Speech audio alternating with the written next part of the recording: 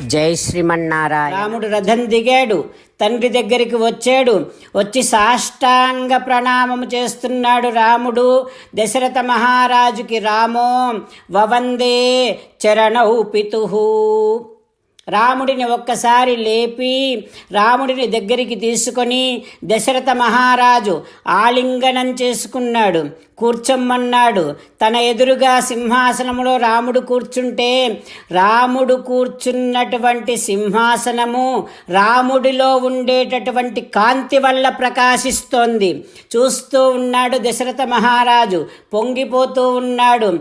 తనని తాను అద్దములో చూసుకుంటున్నానా అని అనిపిస్తుంది. తన ఎదురుగా తన కొడుకు రాముడిని చూస్తే, లోకాభిరాముడిని చూస్తే అలా పొంగిపోతూ, అట్లాగే రామచంద్రుడిని చూస్తూ నాయనా రామా అంటూ చెప్పడం మొదలు పెడుతూ ఉన్నాడు దశరథ మహారాజు. రామా, నువ్వు నా పెద్ద కొడుకువి కనుక, ప్రజలందరి మనస్సులో ఉన్నావు కనుక, ఈ పుష్యమి నక్షత్రములో నీకు యవ్వరాజ్య పట్టాభిషేకం చెయ్యాలి అని అనుకుంటున్నా.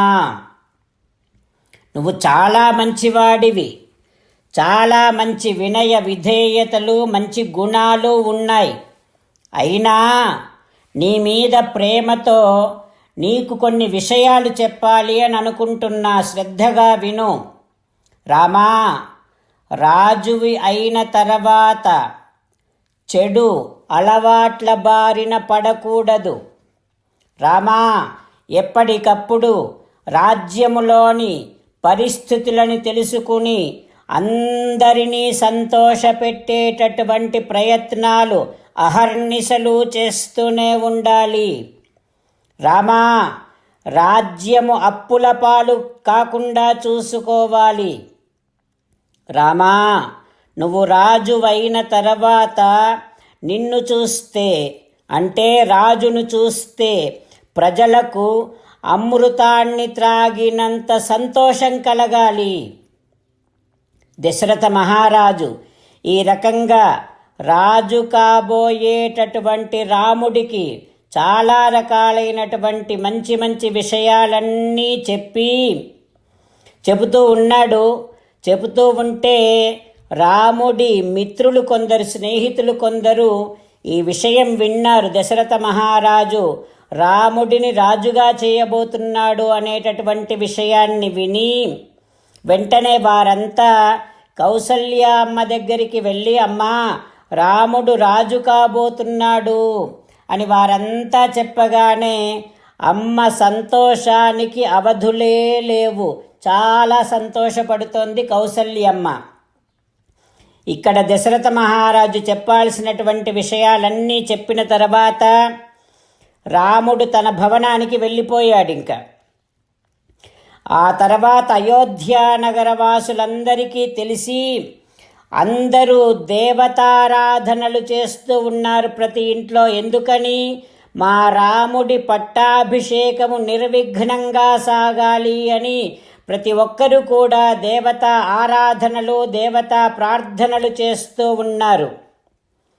ఆ తర్వాత దశరథ మహారాజు మంత్రులందరినీ మళ్ళీ పిలిపించుకొని సమావేశం ఏర్పాటు చేసి నిర్ణయంగా చెబుతూ ఉన్నాడు, మంత్రులారా, రేపు పుష్యమి నక్షత్రములో రాముడి పట్టాభిషేకం అని నిర్ణయం చేసేశాడు. సీతారామచంద్రులని ధ్యానం చేస్తూ పరమ దయాళువైనటువంటి పరమశివుడు మనందరి కోసము చెప్పినటువంటి రామనామాన్ని, సీతారామనామాన్ని మనసారా ధ్యానము చేద్దాం, సంకీర్తన చేద్దాం. నేను చెబుతా, మీరు అనండి. రామ రామ దశరథ రామ, రామ రామ దశరథ రామ, హే హే రాజా రామ, హే హే రాజా రామ, హే హే సీతారామ, హే హే సీతారామ. జై శ్రీమన్నారాయణ. భక్తులకు ప్రత్యేకమైనటువంటి విజ్ఞాపన. మీకు అన్ని విషయాలలో వెంటనే మంచి ఫలితాలు రావాలి అనంటే ప్రతిరోజు 1 నిమిషం వెచ్చించి నారాయణాస్త్రాన్ని చదవండి. ఇక మీకు తిరిగే ఉండదు. నారాయణాస్త్రాన్ని పొందడానికి మీరేం చేయాలంటే నారాయణాస్త్రం అనే వెబ్సైట్కి వెళ్ళి మీ పేరు, మీ ఈమెయిల్ ఇస్తే మీ ఈమెయిల్కి నారాయణాస్త్రం PDF వస్తుంది. అందులో ఒక రామాయణ శ్లోకం, ఒక గీతా శ్లోకం, ఒక విష్ణునామం ఉంటాయి. ఆ 3ంటిని కలిపి నారాయణాస్త్రం అంటాం. ప్రతి ఒక్కరికి వేరువేరు శ్లోకాలను ఇస్తున్నాం. ఆ రకంగా ఎవరి శ్లోకాన్ని వారు ప్రతిరోజు తప్పనిసరిగా చదవటం వలన ప్రతిరోజు ప్రతి 24,000 భక్తులతో ఒకసారి సంపూర్ణ రామాయణ పారాయణ, 33 సార్లు శ్రీమద్ భగవద్గీత పారాయణ, 24 సార్లు శ్రీ విష్ణు సహస్రనామ స్తోత్ర పారాయణ జరుగుతుంది. ప్రతి ఒక్కరికి అంతటి విశేష ఫలితము ప్రతిరోజు లభిస్తుంది. అందుకని మీరు, మీ కుటుంబ సభ్యులు అందరూ ఒక్కొక్కరు ఒక్కొక్క నారాయణాస్త్రాన్ని వెంటనే పొందండి. జై శ్రీమన్నారాయణ. శ్రీమద్ భగవద్గీత సారాంశముగా 18వ అధ్యాయములో 65 నుంచి 69 శ్లోకముల ద్వారా శ్రీకృష్ణ భగవానుడు మనందరినీ ఒక 8 పనులు చేయమని చెబుతూ పరమాత్మ ఈ రకంగా అంటూ ఉన్నాడు. ఎవరెవరైతే నేను చెప్పిన ఈ 8 పనులు చేస్తారో వారందరూ నాకు చాలా ఇష్టమైన వారవుతారు. అప్పుడు వారిని నేను సకల పాపముల నుండి, సకల దుఃఖముల నుండి విముక్తులను చేసి నా అంతటి వారిగా చేసుకుంటా, తరగని ఆనందాన్ని అనుభవింపచేస్తా. నిజమే చెబుతున్నా, ప్రమాణము చేసి చెబుతున్నా అంటూ సాక్షాత్తుగా దేవదేవుడైన శ్రీమన్నారాయణుడైన శ్రీకృష్ణ భగవానుడే మనను ఈ 8 పనులు చేయమని చెబుతూ ఉన్నాడు కనుక, హో శ్రీమన్నారాయణ, కరిష్యే వచనం తవ, తప్పకుండా చేస్తా, నువ్వు చెప్పినట్టే చేస్తా అంటూ మనం ప్రతిరోజు దేవదేవుడైన శ్రీమన్నారాయణుడికి ఈ రకంగా మాట ఇద్దాం. హో శ్రీమన్నారాయణ, నువ్వు చెప్పినట్టే నేను నిన్నే సంతతము ధ్యానము చేస్తూ ఉంటా. హో శ్రీమన్నారాయణ, నువ్వు చెప్పినట్టే నేను నీ భక్తుడిగానే ఉంటా. హో శ్రీమన్నారాయణ, నువ్వు చెయ్యమన్నట్టే నేను నా విధులను, కర్తవ్యాలను నీ సేవగా, నీ తృప్తి కోసమనే సక్రమంగా నిర్వర్తిస్తూ ఉంటా. హో శ్రీమన్నారాయణ, నువ్వు చెప్పినట్టే నేను నీవాడిని అనే మహావిశ్వాసాన్ని సంతతము కలిగి ఉంటూ నా హృదయములో నీకే నమస్కరిస్తూ ఉంటా.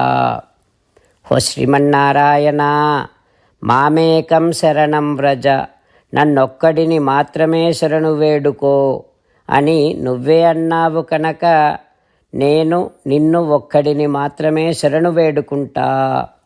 హో శ్రీమన్నారాయణ, మా శుచః, ఇక దుఃఖించకు అని నువ్వే నాకు భరోసా ఇస్తూ ఉన్నావు కనుక నేను ఇక దుఃఖించను.